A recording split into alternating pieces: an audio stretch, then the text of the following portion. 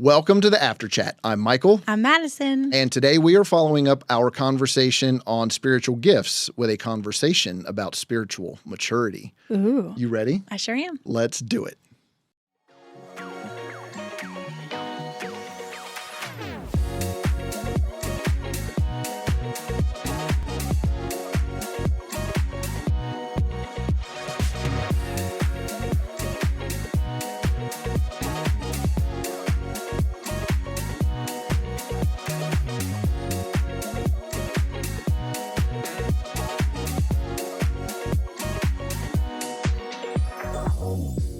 What is your go-to coffee or tea order? Well, I really wish I had one right now, actually. It's always iced, and it depends on like where it's from, how I would order it. But if I'm going with like the Starbucks order, it's just the grande oat milk shaken espresso. Okay. Brown sugar oat milk. So are you a Starbucks person? Like, do you prefer that to Dunkin'? I'm a Dunkin' guy. Yeah. Really? Yeah. Dunkin's, like, in my opinion, Dunkin' can be inconsistent with their coffee. Like, sometimes it's really good and then sometimes it's not really good. But to be fair, I've only really had that experience with like their iced coffee, which like I can imagine iced coffee is harder to gauge the ratios versus like hot coffee. A hot coffee. Yeah. I don't know. Like, I don't know why. Like it gets watered down easier maybe. I don't know. But yeah, I'm not a Dunkin' hater. Yeah. No, I don't get that. And also I do go pretty often there because of their $6 meal deal. Like, and I'll just do like if I need breakfast for cheap, then I'll do that with just a nice coffee. And they do have a shaken espresso that like tastes similar to Starbucks. Okay. But, yeah. No, I'm very much Dunkin'. I usually get whatever the signature latte is. Like almost always. That's where I go. Whether it's the pistachio one that they just had recently, like that was really good, or the ice sprinkled donut flavored situation, like that was good. Like whipped cream, the fixins, literally everything. Like I almost always get whatever the signature thing is. But when it is sweltering like it is today. Oh, it's so hot. It's gross. I mean, I have one sitting here off screen. It's a caramel cream frozen situation. Ooh, yeah. And that's fantastic. Nice. So whatever the signature latte is. And they will also, if you ask nicely, at least here at the Powhatan location, they will take whatever the flavor is for the signature latte and they will add it to a frozen. Oh. And then do the whipped cream, do it up all fancy for you. And that's my go-to. Okay. I like it. So, yeah. I might be a little bit less of a flavor coffee person and more of a I just want my tried and true. But I admire that you can explore what's new on the menu. No, I'm adventurous like that. Okay. I like it. I always get excited when I see a new signature latte. And I'm just like, get it. Nice. I love it. This will be fun and very revealing about you. So what is a random item that you always have in your bag or car? Well, okay, so I'll go with my bag. I don't really keep things all the time in my car. Like my car is the transition spot for it's on my way to my storage unit or I just picked it up from my storage unit. Because I live in a very, very, very small space. Yeah. So like I have to cycle stuff through. So I'm about to go take my heater, which I should have taken forever ago, to my storage unit and exchange it with my like my camping chair because it's outside time, whatever. Anyways, that was not the question. So I don't keep random stuff in my car, but I do carry an odd amount of stuff with me everywhere I go. I have a backpack that's like my work stuff and the books that I'm reading right now and like my in-ears for, playing music on the platform or just random things that I like might need that are work related. And then I have like a shoulder bag that is everything that I might possibly need to have with me to like take care of myself. So I have like hairspray in there.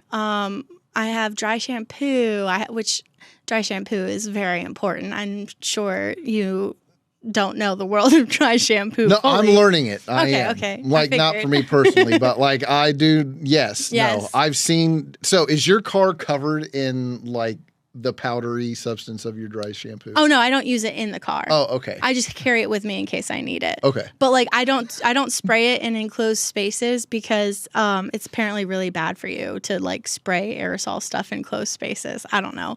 I saw someone died from doing that or something. Oh, I don't yikes. know. Well, Yeah, like it was like a funny. it was like right? It was like a teenager in England, I think, with like he like sprayed so much Axe body spray at once that he like suffocated in his Shut room. up. It was like an awful like true crime story that Oh, wow. not true crime, but like tragedy thing that I read Yeah. about. Yeah, awful.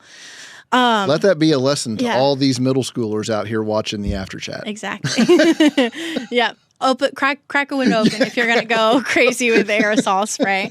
But yeah, I have pretty much. I have a hairbrush. I have a couple of false eyelashes just in case, which I don't know because I haven't put them on in forever.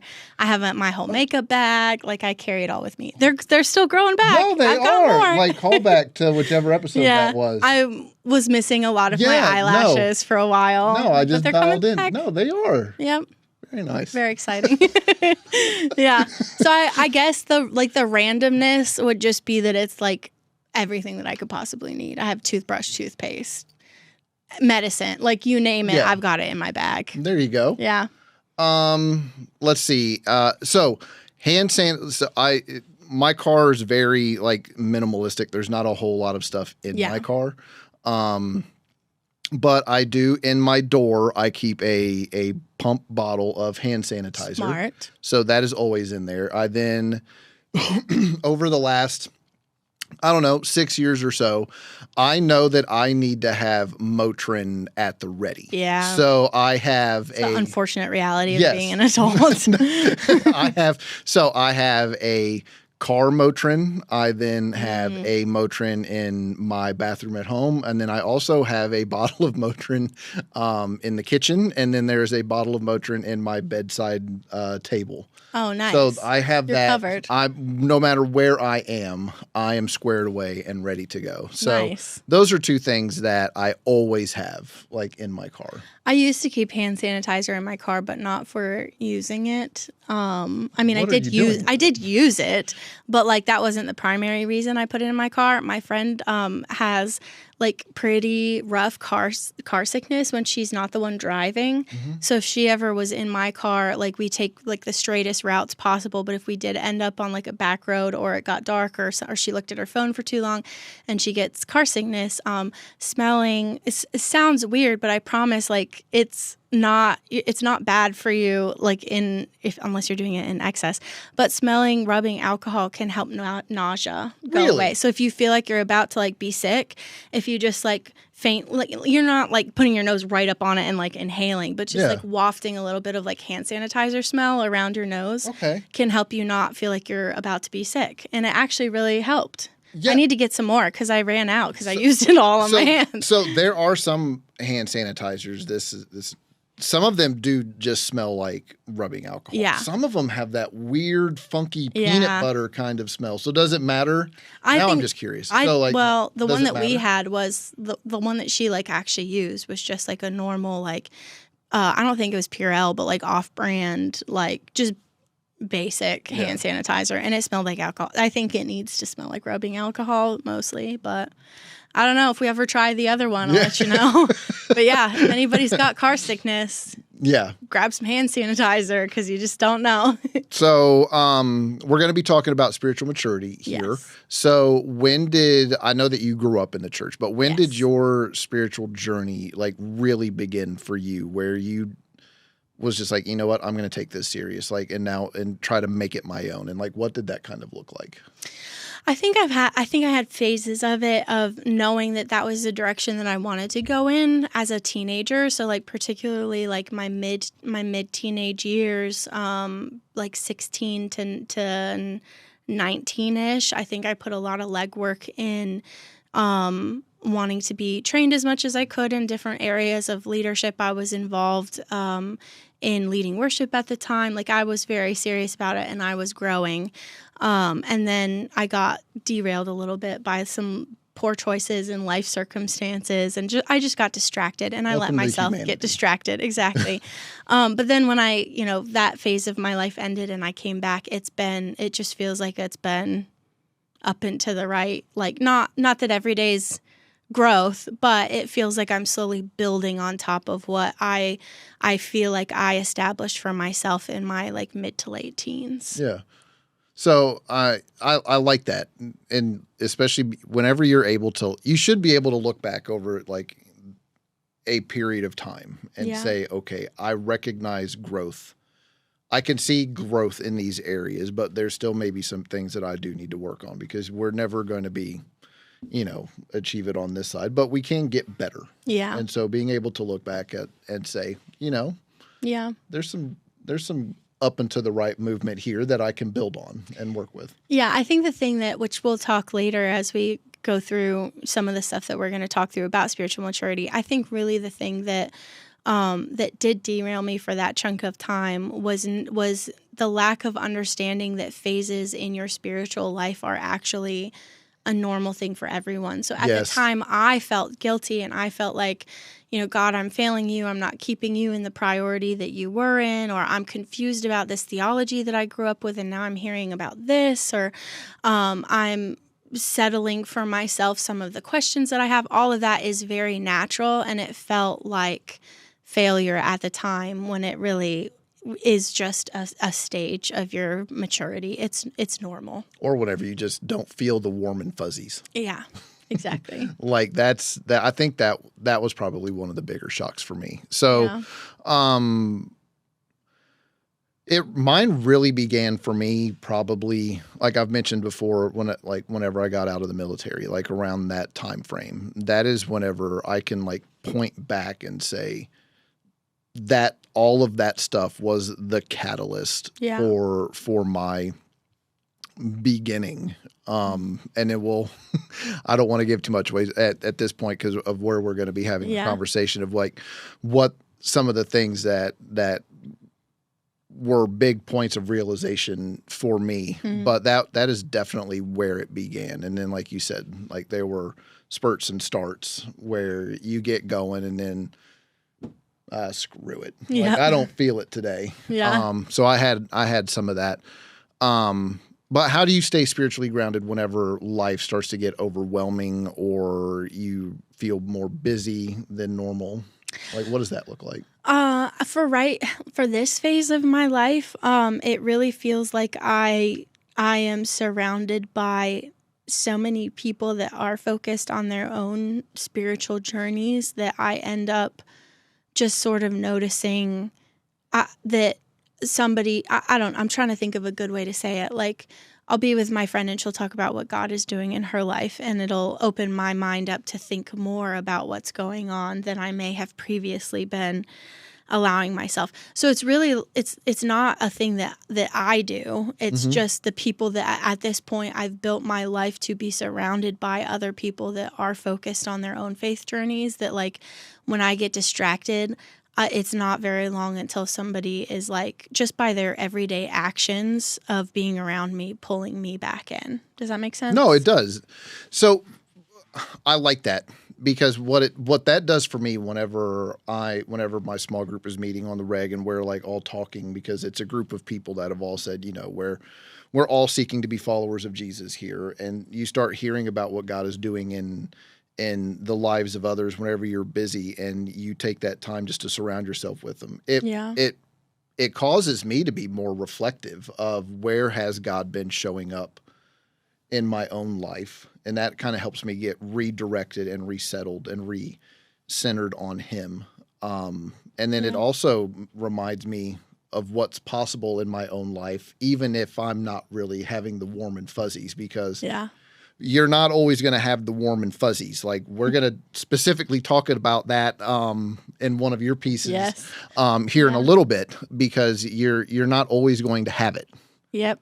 I mean, whenever we talked about the leaders that had burnout, when Moses said, "Why did you curse me with these people that I'm forced to like carry them and look after them?" That was not the warm and fuzzies. Nope. And so we'll get into more of that here in a sec. Yeah. So we're gonna look at a couple different ways of looking at spiritual maturity. The one that I'm gonna look at here up top comes from Jim Putman. This is somebody that I read some of his books. I found them very helpful, and I'm a big fan of anything that causes one to be reflective about where they are and where they've come from. Yeah. Like that very much speaks to me. And so this is his 5 stages of spiritual maturity, and we'll put a little graphic wheel up here that he has. And I really like the way that he breaks this down. I need stuff dumbed down pretty to the base level so I can take it all away. And he starts out with where we all begin, spiritually dead. True. And so there's a little description for each one of these, and then common phrases that you might hear from people that are kind of in that phase, and then behaviors that you might see. And so I like this because it's helpful for me in my comings and goings to gauge where people are. Yeah. And so it helps me be able to then connect with them better. Yeah. And so spiritually dead, not yet a follower of Jesus. They may be apathetic, hostile, or simply unaware of God's truth. And so, and some common phrases that you might hear from these folks are I believe all religions are basically the same. Or I'm a good person, so I'm fine. And behaviors may be skeptical, uninterested, but you might get some that are spiritually curious. And likely shaped, their whole outlook on life might be shaped by secular or alternative world views. And what these people need. So one of the things that folks like this might need are just a relationship with a genuine believer, like not somebody that's going to be browbeating them or trying to shove the Bible down their throats, but just showing up and being a normal person and not a weirdo is really the best thing that you can do. Yep. And just a clear, loving explanation of the gospel whenever you are prompted by the Holy Spirit to do so. And just to be a safe place where they can ask questions and not be made to feel stupid. Yeah. Because they have them. Yeah. Which I think we do a really good job of that here at our church. And so ways that you can help them grow are just, like I said, authentic relationships, share your own story, listen well to them, and eventually, whenever they're ready, invite them to church or small groups, or just be willing to engage in a spiritual conversation with them. That's good. Next one would be spiritual infant. A new believer who is excited but easily confused or discouraged. I know what that's like. Yes. I didn't know that was in the Bible, or some things that they might say. I still feel like I mess up too much, like they get caught in that guilt shame cycle, which that can pop up in all of these areas. Like, this isn't meant to be like boom, boom, boom. Right, yeah. Like you'll get some of this here scattered throughout. Yeah. Why do I need to go to church regularly? Like, that might be something that you hear them say. Mixing old habits and beliefs with new faith, where they're trying to compartmentalize things. Like, you'll see a lot of that. Often dependent on others for spiritual direction. Like, you have to think. I love the imagery here, like an infant. Like, you just have to kind of take them by a hand and lead them. Some of the things they might need are foundational teaching and guidance, lots of grace, encouragement, patience, and time, and practical help in forming new spiritual habits. Really what they need is a mentor. Like, pair them with somebody that is a spiritual mentor, or you be that person for them, and you celebrate the small wins and encourage consistency. Like accountability might be a good way to phrase that. Next one would be a spiritual child, a believer who is growing in faith but still mostly self-focused. I'm not being fed. Like, might be something that they say. Like, they haven't quite started taking responsibility for their own spiritual practices and growth. Yeah. And why didn't anybody call me when I missed church? Like, we shouldn't have to call and beat on your door and drag you here. Like, you need to take responsibility for yourself. I didn't like the music today. I don't want to go back. And as a worship coordinator, I'm sure you don't really care for that one. Behaviors that you might see, they're enthusiastic but easily offended or discouraged. Views church through a consumer mindset.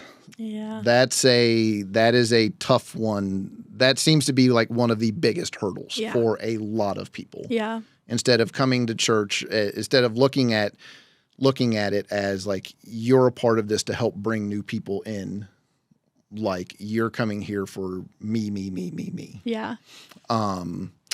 Some of the things they need is just ongoing discipleship in community, encouragement to begin serving and contributing and making the church happen and being the church. Opportunities to see a bigger picture than self. Like those are some of the needs that they have. And so ways that you can help them grow is to redirect conversations from self to others, help them discover their own gifts and purpose in the larger church body, and invite them to serve in small but meaningful ways. Nobody wants to feel like they're just given a mop and a bucket and just told to go do it and nobody care. Like tell them why that might matter and help connect the dots. Spiritual young adults, a believer who's maturing and becoming others focused and mission minded. Things you might hear them say. I've been mentoring someone in my group. Where can I serve? I've been praying for my coworkers to know Christ. Like you can start to see them accepting the responsibility to help bring other people in. Yeah. Behaviors you might see, actively serving and engaged in spiritual practices. They are beginning to be what's called like a self-feeder. Yeah. Shows consistency, but still may need wisdom and leadership. That's something that we all need. Yeah. Regardless of whether you're a parent or not, like we'll get to that. Needs training for leadership and discipleship. Helping opportunities to lead and be stretched and continued relational accountability. And ways that you can help them grow are really challenging and stretch assignments. Yeah. Helping to bring them into leadership roles, coach them as they begin investing in others, invite them into mission planning and being able to see things from a much higher vantage point. And this one, finally, spiritual parent, a mature believer who is reproducing disciples and helping others grow in Christ. Things you might hear them say, let me tell you about this person I'm discipling.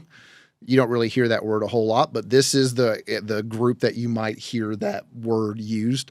How can I support you in your ministry? And we need to raise up more leaders. Because folks once you get there and you start thinking about it, you start to notice that there is a shallow bench in a whole lot of places where leadership is greatly needed. Yes. Behaviors that you might see in this group is intentionally invest in other spiritual growth, models maturity, humility, and the mission of the church, and focused on multiplication and kingdom impact. What these folks need the most is peer relationships with other disciple makers, rhythms of renewal and soul care, like where this is probably one of the areas where I really struggle, where I can struggle the most if I'm not really intentional, is keeping my practices in place. Yeah. Because I can very easily get up and my drive is just to hit the ground running without hitting that pause. Yeah. And saying, oh, I got to do this first and get myself correct. Strategic roles in training and multiplying leaders are things that these folks have, or needs that these folks have. And ways that you can help them grow is just to continually invite them to help lead leadership development and helping other people grow in their relationship with Christ. Provide space for rest and spiritual renewal. Partner with them in multiplying disciple-making movements. Like in our church environment, that would really look like being invested in small groups. Yeah. So that's kind of what Jim Putman's little wheel here looks like. But one of the things that, to circle back to what I mentioned at the beginning, like when my spiritual journey really began, was whenever I went from spiritually dead to spiritual infant. So right here on this wheel where it says born again. Yeah. When I jokingly mentioned this in a group that I'm in, this 30 Days to Understand the Bible group, like I jokingly said, it wasn't until I had a realization of my own wretchedness and my desire and need for a savior that my spiritual journey really began, in a recognition that's always before me. Yeah. So right there at that born again thing is really where mine really very much began. It's interesting because I see that, like, that perspective of how you go maybe advance throughout your spiritual journey. It feels, I know it's in a wheel and it's not supposed to be completely linear. Yeah. But it feels a lot more linear to me, especially with the beginning part of being born again. Like, that feels like a version of the stages of faith that is a little bit less familiar to me than it would be to someone who did find faith on their own in adulthood. Because by the time I even got to my teenage years where I was really making decisions for myself, I had middle school where our rhythm for our homeschool with my mom was every morning we would get up and all read our Bible together. And so it was years and years of like these rhythms and knowledge and knowing what was going and knowing what I needed to do, but it wasn't that, like, I got saved, I got born again way back when I was a kid, but it didn't really fully become my own choice until much later. So it just felt a lot less linear for me than it when you grow up in it. Yes. To me, at least. No, I can see that. And, for me, as someone that didn't come to faith until adulthood, whenever I read this, it gave me benchmarks and things to look for in myself. Nice. Not so much, not like a checkbox of things I need to be doing, but if I'm looking for ways to, like I mentioned earlier, if I want to be able to look back and see levels of growth, I need something to measure that against. Yeah, that's true. And so for me, that was extremely helpful. And then, like I mentioned, it's just a great way whenever I'm having conversations with people to gauge where they're at, and then how I can best meet them where they are with the goal of helping them grow as a follower of Jesus. And so that's one of the reasons why I really like that. But I've also read the book that you're going to be looking at as well here. Yes. And so tell us a little bit more about that. So this is sort of like same thing, different font, just like a little bit different, but kind of the same general idea. This is coming from a book called The Critical Journey: Stages in the Life of Faith, and it is written by Janet Hagberg and Robert Gulick. I believe it's Gulick. Hopefully, I pronounced his name correctly. I think you got that right. So I enjoy the way that this system kind of like breaks down the stages of faith, because I feel like it really like allows for the fact that humans aren't boom, boom, boom, boom, boom. Yes.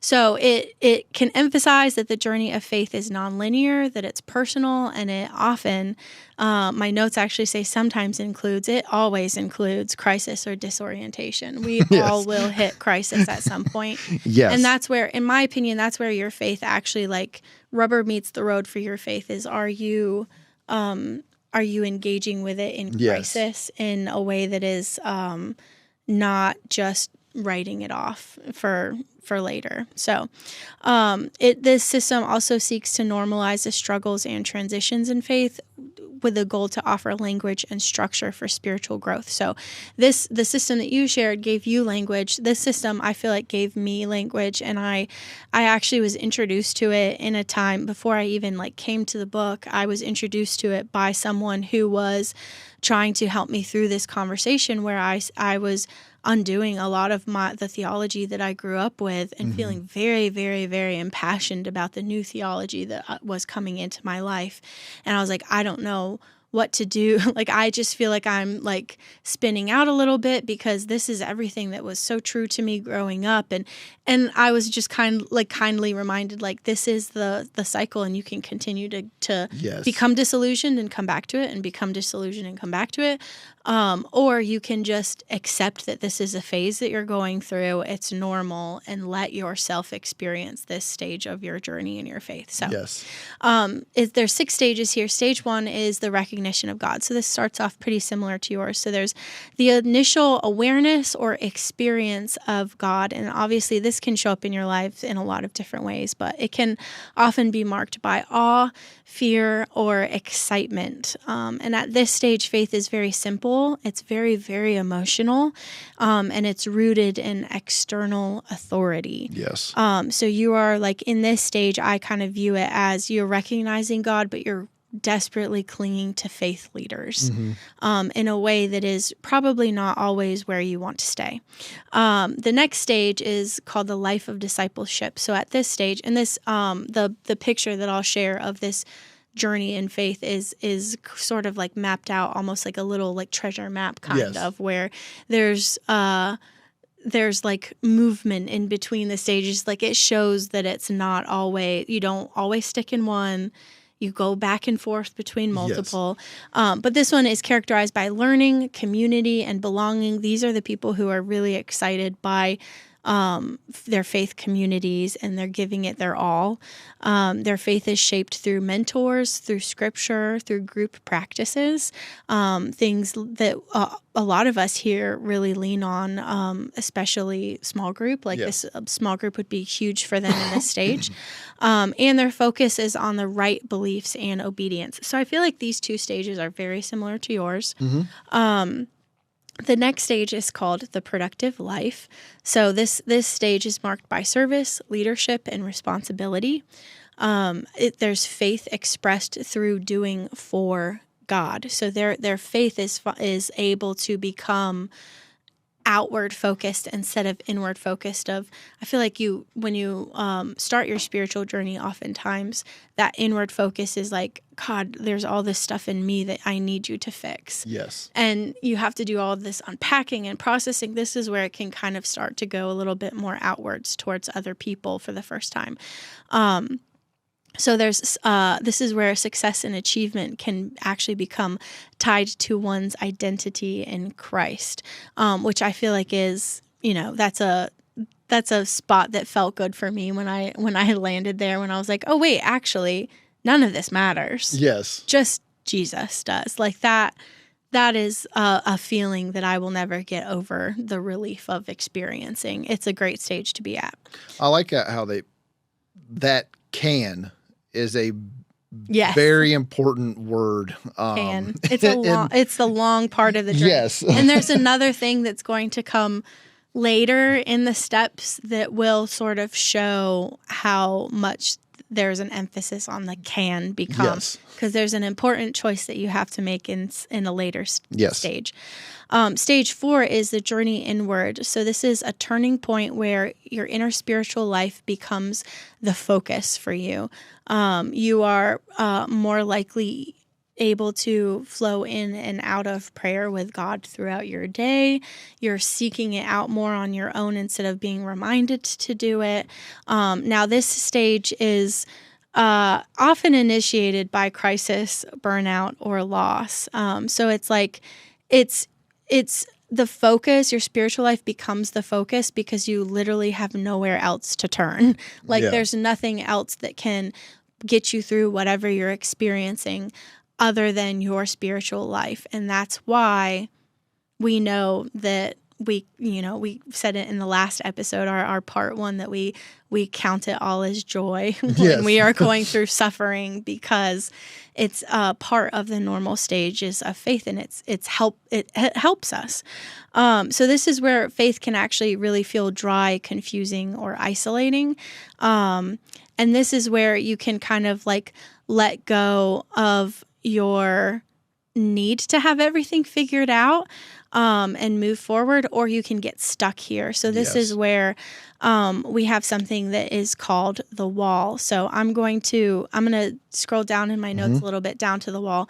The wall is not necessarily a stage in your faith, but it's something that will pop up regardless of whether you want it to or not. It's going to happen to everyone at some point. So the wall is kind of like a central concept in this book, and it's often encountered between stage 3 and stage 4. So earlier when we were talking about success and achievement can become tied to one's identity in Christ, this is where the choice is made at the wall. So the wall represents a crisis of faith, a place where prior methods of relating to God no longer work for you. And it can lead to spiritual transformation or stagnation depending on how you handle it.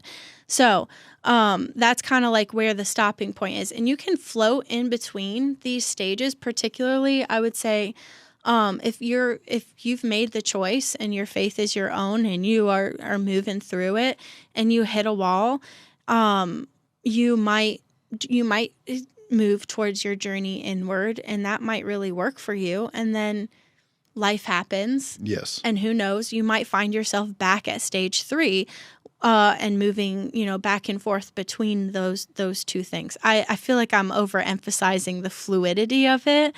But that's for a reason of it's not intended to be, I'm here now. Okay.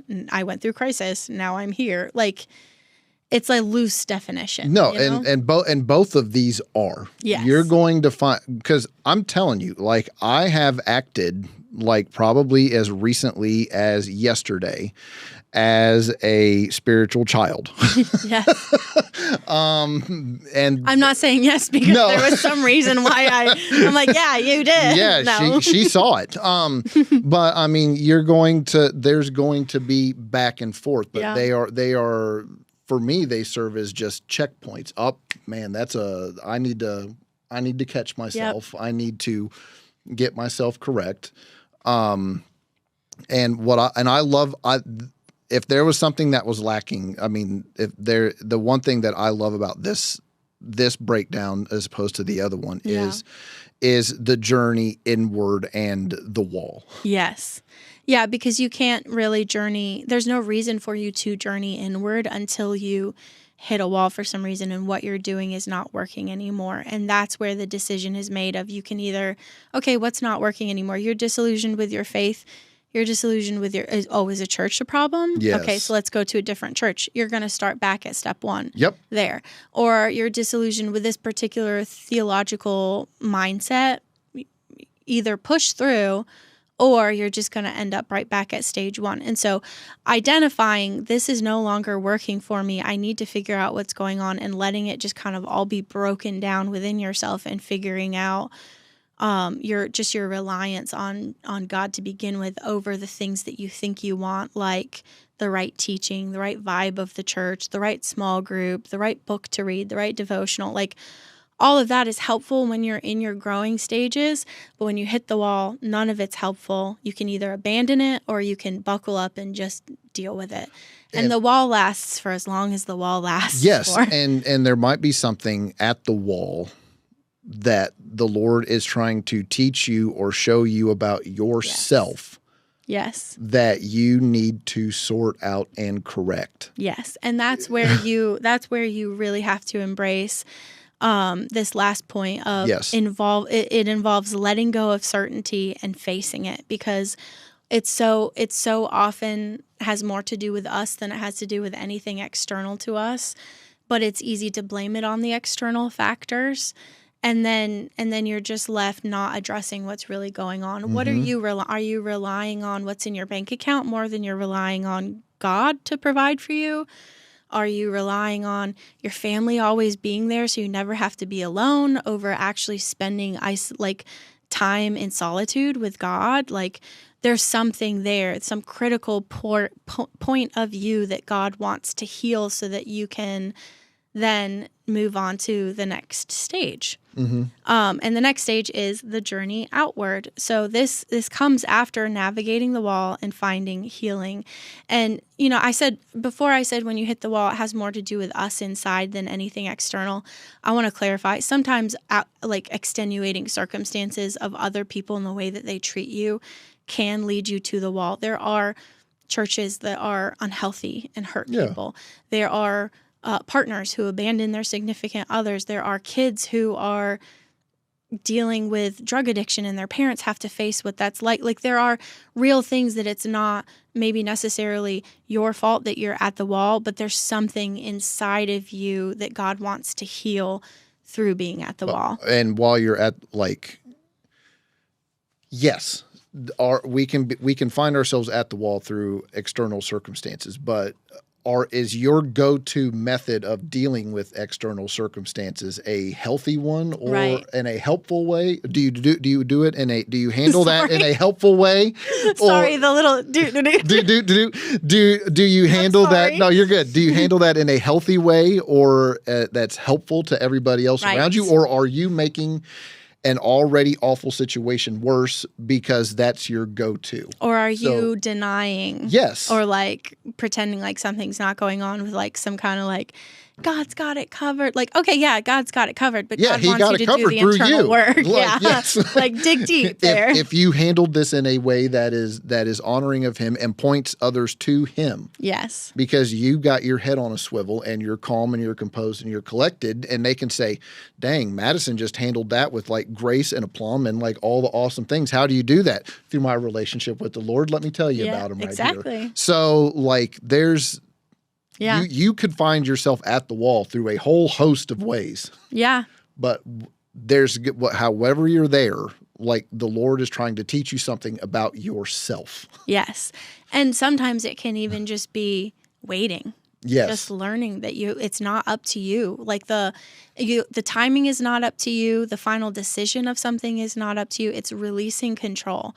Most of the time, it is some form of control or reliance on something other than God that you have to release the need. And so that's why Job is kind of the classic example of losing everything that he could lose and never letting go of his faith to begin with. That's the same mindset that you have to take to the wall. And some people hit multiple walls throughout their life. Some walls take years to go through. Some people's lives are nothing but walls. But it's not up to us to decide whether or not we're going to hit one and for what and why. But it's how you handle it. And then when you do sort of just release the need to completely understand what God's got going on, completely understand what He has for you, and just completely surrender to Him, then you can move forward into stage 5, which is the journey outward. So it comes after navigating the wall. You found healing there. Your faith is recentered, focused on God and not on yourself. And life becomes a natural expression of grace, compassion, and quiet strength. These are the things in other people that we see and we crave to be that way ourselves. This is a stage of life where you are going to not even really purposefully, not purposefully, what am I trying to say? You're not intending to walk up to someone and be like, can I tell you about the gospel? But you are doing that just by existing because you're exhibiting this outward faith that is so beautiful. And there is, here it is again, less need for recognition or control. It's almost like a big part of our spiritual maturity is releasing our own need to control our own lives. And then finally, we have stage 5. So this is one, very few people are actually able to reach this stage of faith, the life of love, while they're on this side of heaven. I don't know how to, I'm not here. I would love to be here, but it is a journey for a reason. So this stage is marked by selfless love and surrender.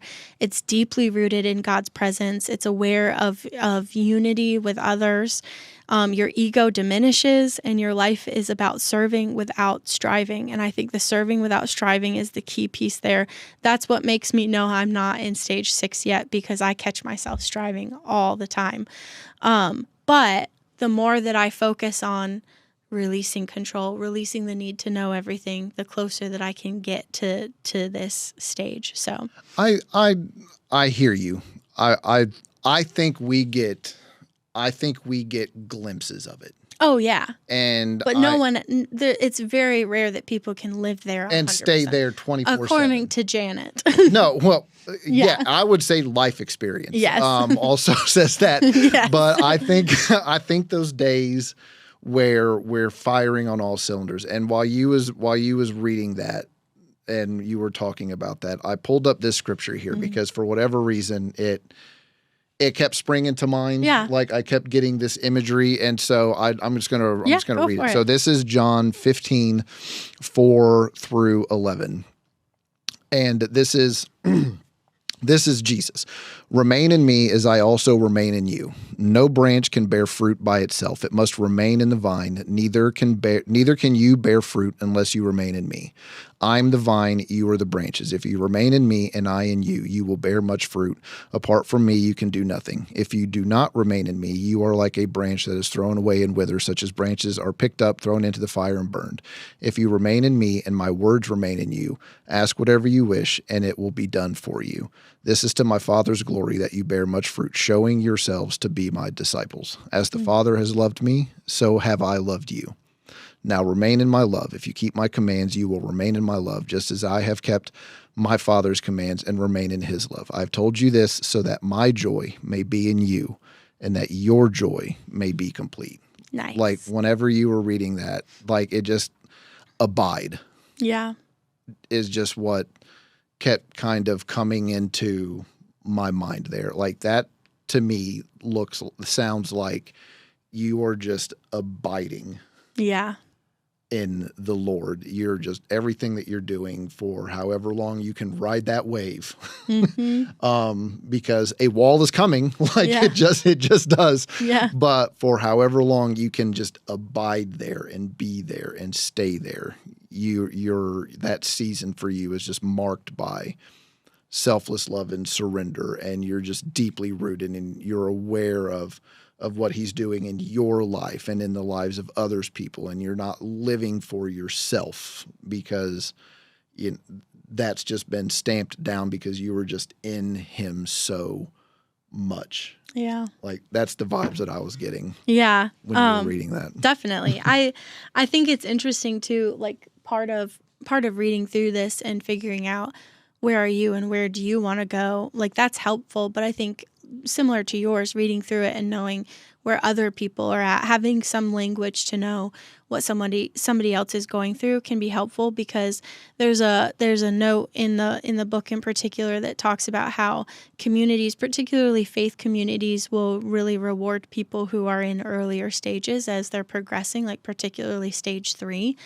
Because you see the biggest change there. Yeah, you see the change in their lives, but we misunderstand, and we like for other people or for ourselves, we resist the later stages. We don't allow for people to be going through something and back their faith in a different way. Like you have to become more personal, or let them wrestle with those questions. Like a lot of what you can face at the wall is just questions of, this is what I know. Is it even true? Is this even true? Like, don't squash that questioning because it's so important and critical.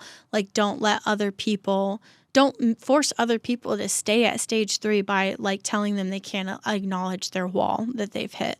Or assume that they're at the wall because it's their own fault. Like, right. I hadn't even connected this until you mentioned it earlier. And now it's like hitting me pretty hard.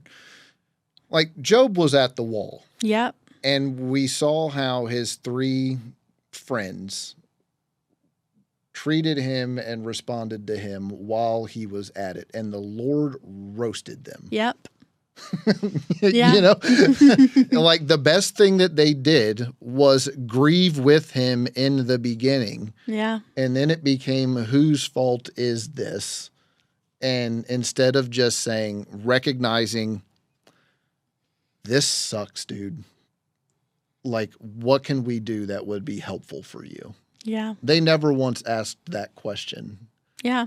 And no, I never connected like Job was at a wall there. Yeah. So I think it boom. does. I think it really shows too, like that we humans in general, I think, we get so distracted on it. Feels like progress is supposed to always be moving forward, but we don't allow for the possibility of that, like real maturity is like taking the time to process these things and like go through them in a way that makes sense instead of just blindly moving forward and up and to the right, like allowing for somebody to go through something is actually allowing them to experience a journey towards true maturity, because they aren't going to just be ignoring all of this stuff that's important. And we get so nervous. Like, at least I have in the past, with when people start questioning, or I've started questioning, I get so nervous about being wrong or like being pulled off the path that I don't stop to realize this is actually part of the path and I can't ignore it. Yes. No, another piece of scripture that came to mind whenever you were talking earlier when we were at the wall was the parable of the sower. And yeah. I think we did an episode on that. We did. That was the one with the little dinosaur. It was. Yes. So like at the wall, this is from Matthew 13, starting in verse 3. A farmer went out to sow his seed. As he was scattering the seed, some fell along the path, and the birds came along and ate it up.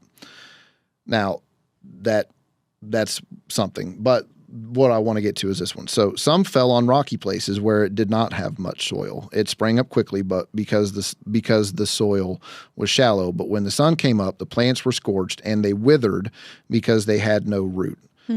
Other seed fell among the thorns, which grew up. It grew up, but it choked, which grew up and choked the plant. Still, other seed fell on good soil where it produced a crop, and this, that, and the other. Yeah. But whenever you're at the wall, so the gospel's taken some sort of hold, like it starts to have roots, but it might hit a rock as the roots are going deeper. Yep. So while you're at the wall, that might be one of the things that the Lord is trying to show you. There's a rock here. Yep. Like we need to sort this out, or the seed's taking place and the gospel is growing and it's getting ready to produce a fruit, but other weeds are come up, and there's weeds that have come up and around it, and that's why you're at the wall.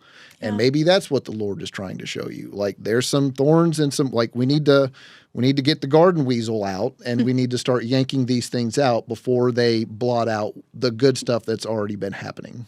I mean, sometimes it can even just be you're at the wall because of all of the things that you already know, and you just got to have your ego broken down a little bit, because if you know the right answer to everything, how are you going to ever rely on God for it? Yes. It can be literally a million different things, but the important thing is being willing to surrender while you're there and embrace it for what it is, and let it take as long as it's supposed to take. And that it doesn't mean that there's that because you're at a wall, that everything that, like, it doesn't mean that the Lord has forsaken you. Right. It doesn't mean that he's abandoned you, because you're not going to have the warm fuzzies while you're there. Yep. It's part of the process. Yeah. Like you're a broken human on a broken planet, and that's just what happens. Yep. And to your other point that I thought was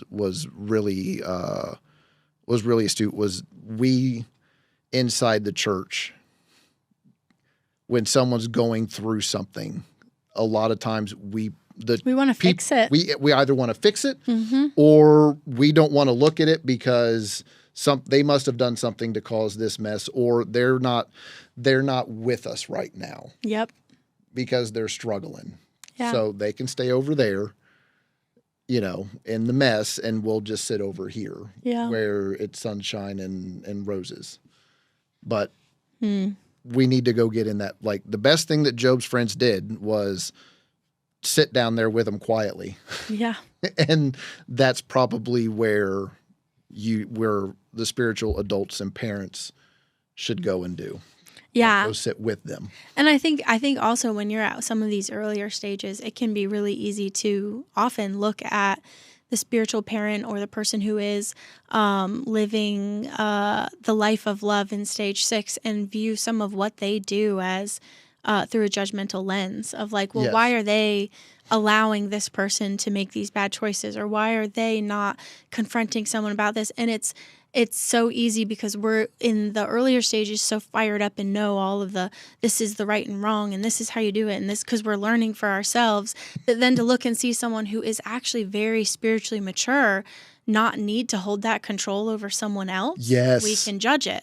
But what they're doing is actually allowing the person to have the freedom to go through their stages of their faith in the way that is actually natural and healthy, and not seeking to control them and tell them how to do it and what to do, but just supporting them through it. That's, I don't know really where to go from that, because that really hit it. And it was, and it just kind of reminded me of some of my, whenever I was a lot more bold and knew so much more. Oh my gosh. I cringe at myself so often. I like the things that I used to post on Facebook about like other like denominations and stuff. I'm like, I had no business having that opinion. Like, anyways. I really think one of the things that is a sign of maturity is realizing how little you know. Oh, because yeah. I was so much smarter whenever, like 15 years ago. Oh yeah. And was so much more bold in my judgments of others and things, and just wasn't helpful. Yeah. Now now I would like to think I'm observant. I will use it more as observant other than knowing. Like, I still want to be in touch with what other people are going through, but I'm not going to do it through the lens of I'm right. Yes. And I know what's going on, because I'm tired of living that way. I have no idea what's going on most of the time. I'm just trying my best. No, and I'm really grateful for the grace and patience that my original small group leaders extended to me, because they were so patient whenever I would come in and I would say, no, this is what this is and this is what this is. And they'd be like, it's kind of precious. Yeah, no. Like, it's kind of precious to see people all fired up like at that stage. A baby Christian is one of the most... some circles, like particularly the more reformed circles or like Calvinist circles, we'll call it, when somebody's in a cage stage, like they're they're just fired up and ready to rip into anybody about their feelings. Like, I get it. Well, so no, Tom and Ginger were very sweet to me in that way. All right. Well, I really like this. So what's a, the only real go-do that I have for this would just be to take a moment this week and just honestly reflect, where am I in my spiritual growth? Yeah. And then identify one intentional step that moves you towards greater maturity, whether it's starting a new spiritual habit or joining a group or serving someone else or seeking a mentor. Like that, all of those might be something worth doing. But I would really start it with prayer and just ask God to show you one person that you can help grow to. Yeah. Because maturity is just not about knowing more, like we just said. Yeah. It's about becoming more like Jesus and helping others to do the same. Like that is really what it's about. Like it's not just about head knowledge. Yeah. And if you want, if you are interested in either of these books, they'll be in the description below. Mm-hmm. Another one I would throw into the mix, which I talk a lot about in other episodes, is Emotionally Healthy Spirituality. Yep. That one also touches on this journey of faith too. There's a lot of resources. We have a class every so often that we host, From the Inside Out. That's like a bite-sized 6-week spiritual formation course. Anything like that, like reach out to us. We'll see what we have that we can send your way if you're interested in more resources. Love it. Yeah. Awesome. Well, thank you so much for joining us. Like, share, subscribe, all the things. It really does help our little channel here. And if you leave us a review, which there's one in the show notes, we will send you an After Chat mug. We'll get you all hooked up with one of those. And we look forward to you all joining us next week for another episode of the After Chat. Bye. Thanks for joining us for The After Chat. If you enjoyed this episode, share it with others, post about it on social media, or leave a rating and review. To be the first to hear our next episode, be sure to hit the subscribe button and get notifications for new content. You can also follow us on social media on Instagram at PCC Wired and Facebook at Passion Community Church. For additional resources and links, check out the description. Thanks again, and we'll see you next time on The After Chat.